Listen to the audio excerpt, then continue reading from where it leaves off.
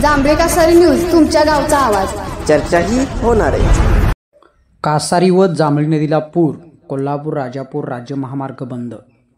कासारी व जांभळी नदीच्या पाणलोट क्षेत्रात सुरू असलेल्या संततधार पावसामुळे नदीला पूर आला असून कांटे वारंमळीजवळ रस्ता पाण्याखाली गेला आहे.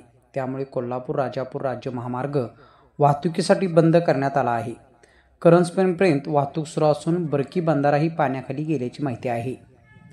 पर्यटकांच्या सुरक्षेसाठी धबधब्याकडे जाण्यास मज्जाव करण्यात आला असून नागरिकांनी पूरकाळात सतर्क राहावे असे आवाहन प्रभारी तहसीलदार गणेश लेवे यांनी केले आहे.